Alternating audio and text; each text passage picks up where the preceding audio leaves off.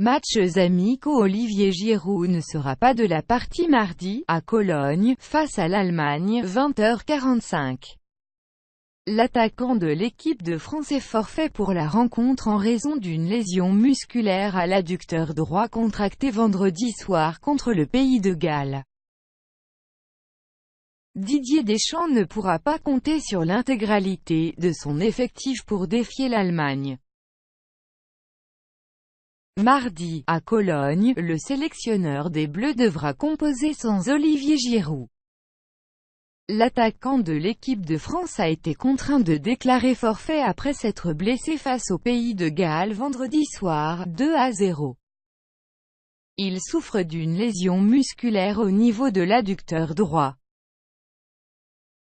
Le joueur d'Arsenal prétendait évidemment à une place de titulaire pour cette rencontre qui constitue un test intéressant en vue de la Coupe du Monde.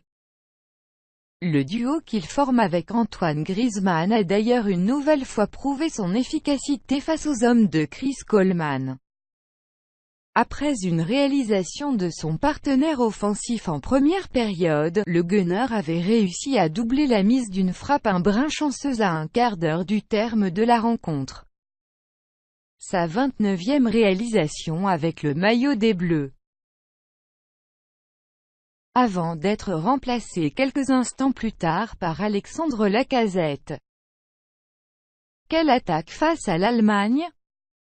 On le sait, Antoine Griezmann n'est jamais aussi à l'aise que lorsqu'il évolue en soutien de l'attaquant de pointe. L'absence d'Olivier Giroud l'obligera toutefois à changer de rôle. Cette dernière induit de fait un changement tactique. Parce que Deschamps ne dispose pas d'un élément offensif ayant le profil du joueur d'Arsenal. Le 4-4-2 aligné face aux Gallois est donc a priori à oublier. Le passage en 4-3-3 apparaît presque assuré. La France a récemment évolué dans le premier des deux schémas, à plusieurs reprises. Notamment en Bulgarie, 0-1, puis face à la Biélorussie, 3-2. Avec 2 succès importants à la clé mais d'évidentes difficultés dans le jeu. Le sélectionneur tricolore pourrait donc être tenté d'aligner Alexandre Lacazette devant et d'exiler Griezmann sur un côté.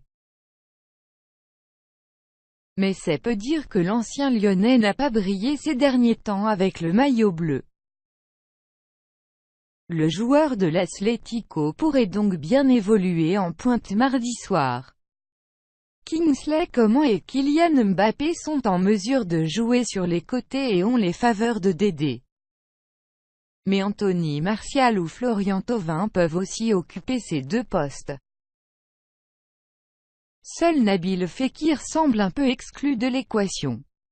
Non pas en raison de son niveau actuel au contraire mais parce qu'il possède un profil très similaire à Griezmann, qu'il a d'ailleurs remplacé en deuxième période vendredi soir. Bref. Deschamps a l'embarras du choix.